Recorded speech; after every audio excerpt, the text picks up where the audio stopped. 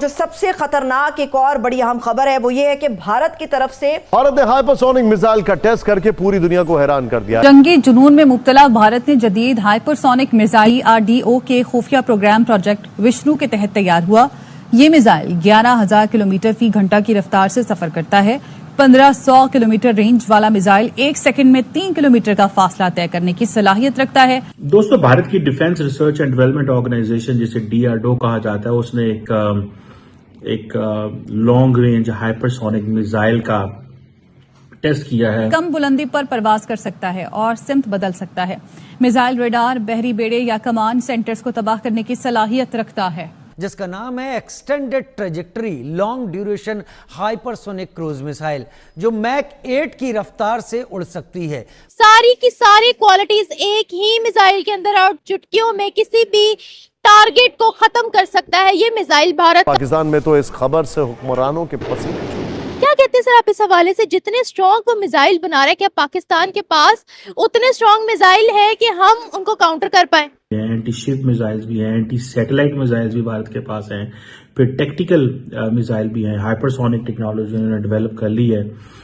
सो पाकिस्तान के पास ऐसा कुछ भी नहीं है। बाय द वे मैं आपको बताऊं, जो ब्रह्मोस का दूसरा पार्ट है यानी LDHCM, इसको कैसे झेलेंगे भाई? इसकी कोई ऐसी एविडेंस नहीं मिलती कि पाकिस्तान के पास हाइपरसोनिक मिसाइल हो। इसके ऊपर 100-200 किलोग्राम का वॉरहेड भी जा सकता है। नमस्ते दोस्तों, जय हिंद। हिंदुस्तान स्पेशल में आपका स्वागत है। दोस्तों, भारत ने एक बार फिर दुनिया को चौंका दिया है। रक्षा अनुसंधान और विकास संगठन DRDO ने एक ऐसी हाइपरसोनिक मिसाइल तैयार कर ली है जिसकी रफ्तार और मारक क्षमता अब तक के सभी भारतीय मिसाइल सिस्टम ब्रह्मोस, अग्नि और आकाश से कहीं ज्यादा है। इस extended trajectory long duration hypersonic cruise missile का नाम दिया गया है। यह मैक 8 की रफ्तार यानी ध्वनि की गति से 8 गुना तेज उड़ान भर सकती है और 1500 किलोमीटर दूर तक लक्ष्य को भेज सकती है। इस मिसाइल को DRDO के प्रोजेक्ट विष्णु के तहत विकसित किया गया है। यह भारत की अब तक की सबसे उन्नत रणनीतिक मिसाइल मानी जा रही है, जो ब्रह्मोस, अग्नि 5 और आकाश से कहीं ज्यादा ताकतवर है। ET-LD-HCM मिसाइल भारत की रक्षा तकनीक में एक क्रांतिकारी कदम है। यह मिसाइल स्क्रैमजेट इंजन से लैस है, जो वायुमंडल की ऑक्सीजन का उपयोग करके पारंपरिक रोटेटिंग कंप्रेसर के बिना काम करता है। यह तकनीक इसे मैक 8 की गति देती है। दोस्तों, भारत की defence research and development organisation जिसे DRDO कहा जाता है, उसने एक लॉन्ग रेंज हाइपरसोनिक मिसाइल का टेस्ट किया है फ्रॉम डॉक्टर अब्दुल कलाम आजाद, जो आइलैंड है ओडिशा के अंदर। और ये जो हाइपरसोनिक मिसाइल है, ये डिफरेंट किस्म के पेलोड्स लेके जा सकता है। डिफरेंट किस्म की इसकी रेंज है, 1500 किलोमीटर से ज्यादा भी इसकी रेंज है। और ये आर्म फोर्सेस के लिए जाहिर बात है काबिले मुफीद है, उनके लिए वो इसको इस्तेमाल करेंगे। इंपॉर्टेंट चीज ये है कि भारत के पास आपको पता है कि अच्छी तादाद के अंदर ऑलरेडी जो उनका जो डिफेंस प्रोग्राम है, उसमें उनके मिसाइल प्रोग्राम में काफी ज्यादा, अगर आप उसकी ओरिजिन एंड डेवलपमेंट से देखना शुरू करें तो उनके पास बैलिस्टिक मिसाइल हैं, क्रूज मिसाइल हैं, टैक्टिकल मिसाइल हैं।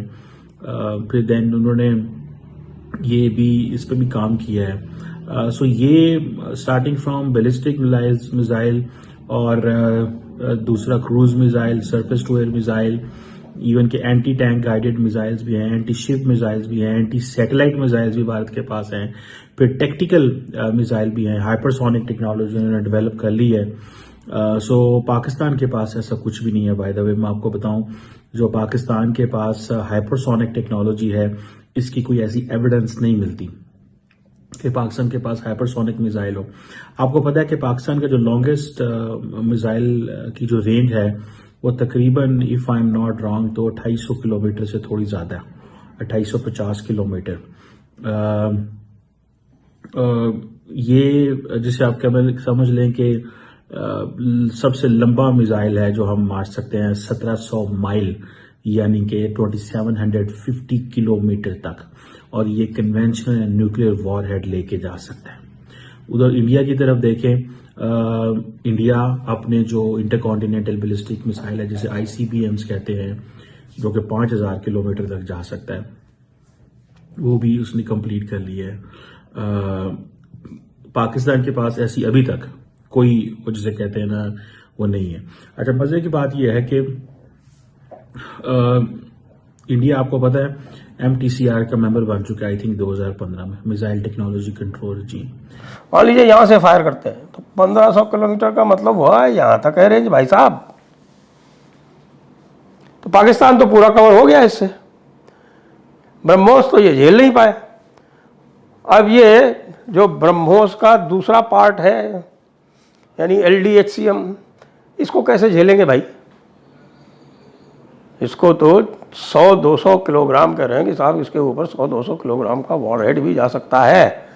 तो 100-200 किलोग्राम का वॉरहेड छोड़िए आप, इसके उधर अगर 10-15-20 किलोग्राम का भी वॉरहेड चला जाए तो इसकी जो काइनेटिक एनर्जी है उसी से नूर खान एयरपोर्ट, नूर खान का जो वो आपका इनका रंग खाना है, रंग महल है, वो ध्वस्त हो सकता है। तो भाई बहुत ही पशेमान मंजर है पाकिस्तान के लिए। एक तरफ तो पाकिस्तान चीन के हाथ पैर जोड़ता घूम रहा है और कह रहा है कि साहब कि हमको देखो, हमें आप JF-35 दे दो, हमें आप अपनी HQ-19 दे दो। और JF-35 के लिए भी सुना है कि चाइना ने शर्त लगा दी है, वो कह रहा है कि साहब कि आपको तो नहीं देंगे, आप हमारी जो टेक्नोलॉजी है वो आप बता दोगे अमेरिकन्स को, क्योंकि अमेरिकन्स के 3-3, 4-4 आपने बेस दे रखे हैं। आपने नूर खान एयरबेस पूरी तरह से अमेरिकन को दे रखा है, इसी तरह से आपने सरगोदा भी दे रखा है, और आपने पसनी एयरपोर्ट बेस जो है, जो यहाँ पर ग्वादर के पास में है पसनी, ये भी दे दिया है आपने, और आपने क्वेटा भी दे दिया है। तो जब ये सब आपने दे दिया है अमेरिकन्स को, तो क्या गारंटी है कि भाई हम JF-35 देंगे और JF-35 की टेक्नोलॉजी अमेरिकन्स नहीं चुरा लेंगे? इसलिए जो F-16 के लिए अमेरिका ने आपके ऊपर शर्तें लगा रखी हैं, उसी तरह की ओवरसाइट की शर्त हम भी लगाएंगे। मंजूर है तो बोलिए, नहीं तो राम राम सा।